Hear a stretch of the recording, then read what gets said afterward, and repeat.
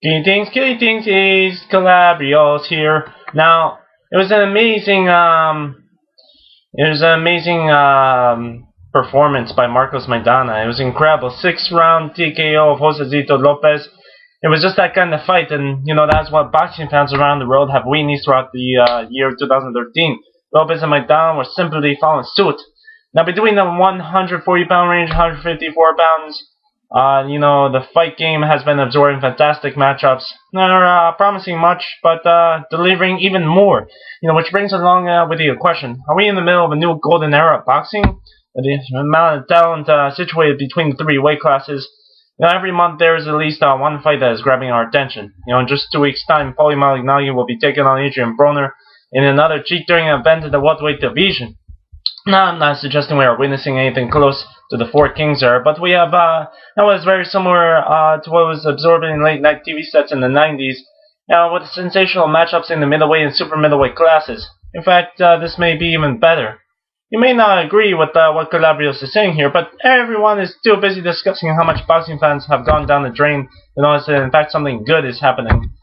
So, Danny Garcia, Lucas Matisse, Amir Khan, Adrian Broner, Mike Alvarado, Brandon Rios, Timothy Bradley, Juan Manuel Marquez, Manny Pacquiao, Floyd Mayweather, Austin Trion, and Saul Alvarez are just some of the fighters that could be pitted against one another in the upcoming years, barring the usual factors which deny us great fights that boxing fans seem so quick to highlight, But while we sadly cannot predict the future, we must instead switch back to Saturday night with Marcos Maidana and Josecito Lopez, have fans spouting about how great boxing is. Almost 6 terrific rounds have flown by when referee Lou Moreau, he intervened, much to the displeasure of Lopez, and who protested that he should have been allowed more of a chance to fight his way out of danger. Though there seemed to be a good reason for his anger, the last thing we wish to see is a fighter being badly hurt in the ring. And for that reason, I have to agree with the officials at the time of the stoppage. Now, up until the stoppage, Lopez and Maidana were involved in a back-and-forth war, where both fighters had already been hurt in previous rounds. Lopez, whom I had ahead at 48-47 going into the 6th round, seemed to be doing more damage to his Argentinian opponent, much to the surprise of most at ringside and watching on Showtime. And, in the opening round, the two fighters were holding back the big guns, yet with the intent of going to down, was there in both fighters' early work.